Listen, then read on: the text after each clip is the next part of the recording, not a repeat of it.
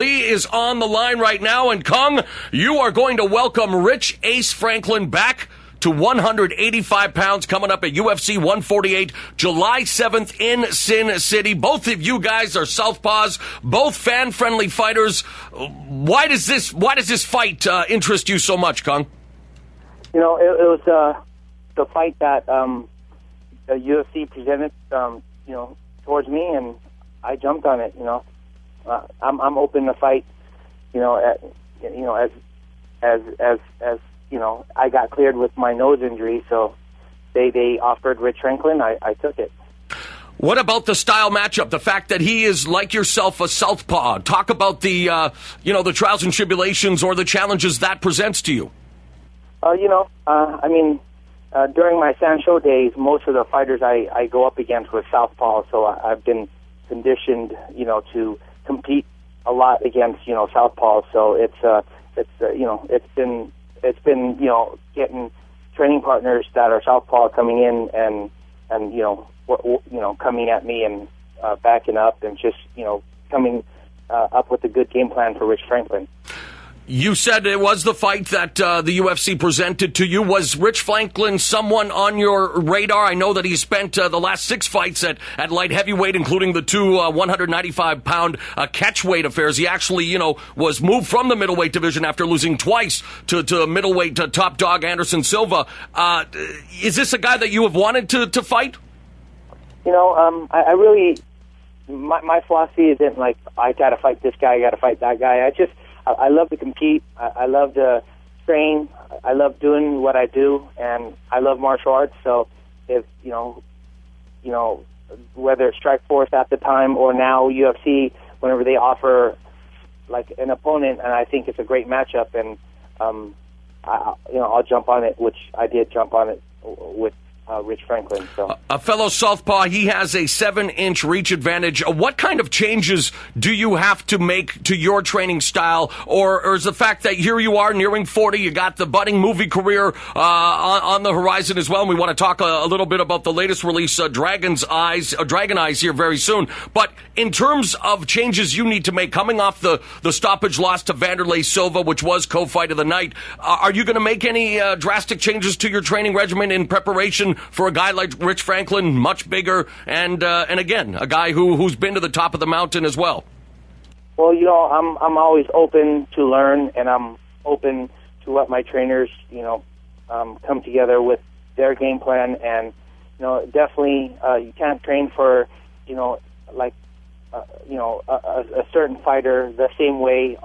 So every fight that I have, myself and my team, we come up with the game plan, and we just try to execute it. What is the current setup for your team? Who are the major players involved in preparing you for this next fight? Well, I got Javier Mendez, I got Gary Owens, I got my guys that are, that I train, and then I also have Team AKA, which, they're very deep over there. There's a lot of different fighters, from standard to southpaws and wrestlers to jiu-jitsu. I mean, it's deep. The talent pool is deep over there. What did you learn most from the loss against Wanderlei Silva? What's an area that you felt, you made the mistake, and how are you going to shore it up, against a guy like Franklin, who, again, I want to ask you what the keys are to beating the much bigger guy? Well, I feel like my mistake against Wanderlei is, I was too over anxious to engage, and instead of just, for the whole camp, we've never seen Wanderlei back up, the way he did against me. So we trained, for someone like, attacking me all the time. And when Wanderlei started, just getting on his bicycle, it definitely threw me off. But, I'm over that now. I learned from my mistakes, and I'm getting ready for, Rich Franklin, who's bigger and got a reach. But, I'm going to definitely, I feel like I can neutralize the reach because, my legs are long, and I kick hard. everyone expects, you to show off those wonderful Sancho-style kicks, the unorthodox kicks, the fan-friendly striker that you are, and yet you have a wrestling background, and I'm wondering, even at this stage of your career, it is a mixed martial arts fight. Do you feel that that's an area that you can try to at least focus on a little bit more, or are you going to just come out knowing that, maybe the light is at the end of the tunnel with the movie career, the family life, getting up there in age, you want to just go out in with a bang, so to speak? I mean, I felt like the first round against Vanley, the things I was doing was working, so, I keep doing it until it doesn't work, and, I definitely, we worked on our takedowns, and I definitely had, a lot of good wrestlers, Daniel Cormier and then King Mo to work with on my takedowns. It's just, I figure, let's get to the third round and start getting the takedowns, but it never got to the third round, so this time around, I'm going to mix it up a little bit more, and, we'll just, train and make sure I have a safe training camp and get there healthy and just ready to, leave it all inside the cage. You are a proficient juggler, Mr. Lee, on top of all of other talents that you possess. You have a young family that you're raising. You're, of course, a former world champion in MMA, now fighting inside the octagon against Rich Franklin July 7th, and yet you're also a budding movie star. And I want to talk a little bit about the latest release, Dragon Eyes, which you are on, above the title with another martial arts action film legend, none other than the Muscles from Brussels, Jean-Claude Van Damme. Give us a synopsis about the movie Dragon Eyes and what your role entails. Basically, Dragon Eyes is like a modern-day fistful of dollars, and Jean-Claude Van Damme was my mentor in jail, and when I get out, he didn't finish what he had to finish before he got put in jail, so I go out there and I finish his work for him in the town St. Jude, and there's the great thing about this project was I got a chance to choreograph all the fight scenes. I got a chance to work with Jean-Claude Van Damme and Peter Weller and a great director, John Hines, and the producer from Joel Silver to Courtney Solomon to Moshe. It was definitely a great experience where I got a chance to put a lot of my own fighting techniques, and my input was definitely used, in this movie. And but definitely that was the most work I ever had to do in any project, from choreographing all the fights, making sure I had the right cast, the right stunt guys, and then also making sure that I can deliver my starring role part for the movie. It was definitely a lot of work, and it's paying off. And it releases, on DVD in the UK on April 9th, but it comes here in early May, a limited theater release before it goes to DVD. So, and Warner Brothers has picked it up, and they're the one who's going to distribute it in the U.S. Well, congratulations on getting that theatrical release, and that will be all over the United States, at North America, or is it going to be just a few select cities? It'll be 10 major cities in the U.S., and then, of course, your DirecTV and Comcast for a bit, then it goes to, DVD. What was the biggest challenge in making sure your choreography, fit the spirit of the movie, and coming from your background, it's much different, obviously, to choreograph a fight than to actually fight, and yet you want to maintain realism. Give us a sense of what that was like. Well, I felt like, there's so many different fight styles that have evolved over the years, from, Bruce Lee to Chuck Norris to Van Damme to Steven Seagal, and now, you got a lot of the parkour guys doing the flips and the wire work from Wu Ping, and then I was fortunate enough to work with Wu Ping twice, and then Donnie Yen, and then from that knowledge, I felt like, there's always the Western style film fighting and movie making, and there's the Eastern style of film, movie fighting and movie making, and there's really no in between Western and Eastern. So I try to use a little bit of the Eastern and use a little bit of the Western to get that that middle point, so people can enjoy the hard hitting and the nice choreographed fights of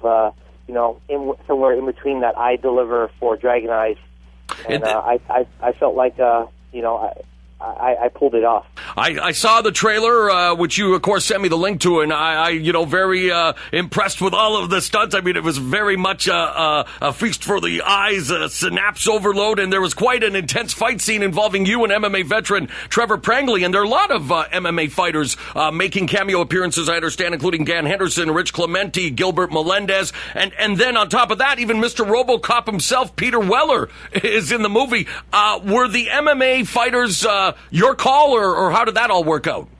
Actually, Dan Henderson was also in the movie.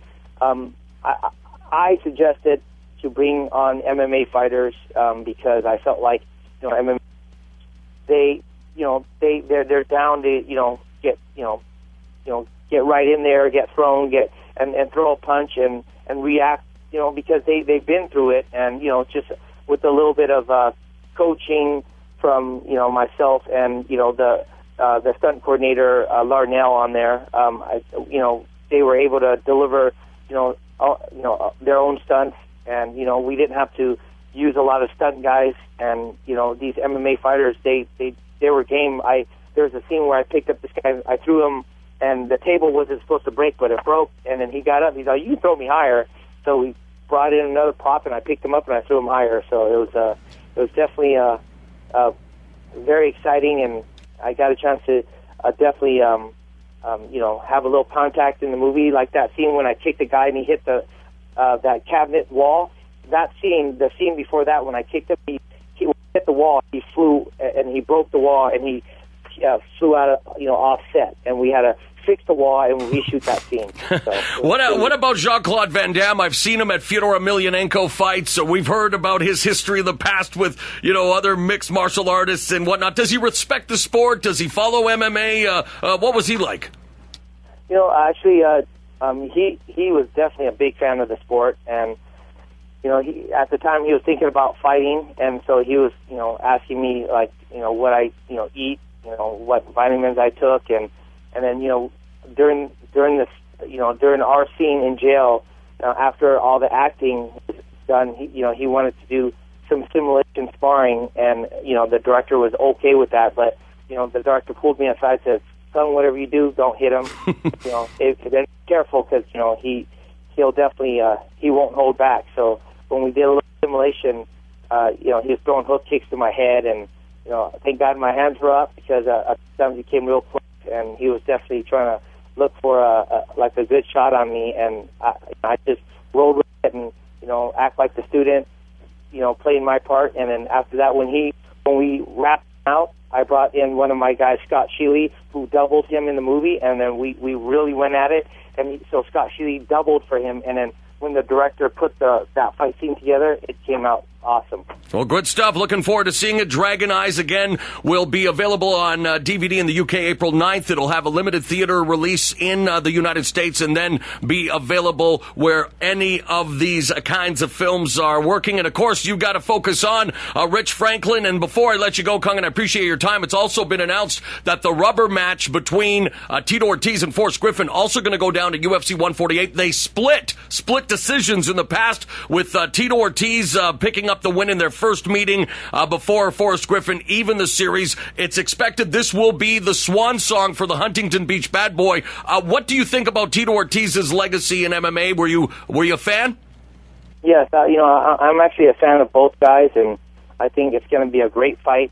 Tito's, if this is his last fight, he's going to go out with a bang. And Forrest, he always comes to fight.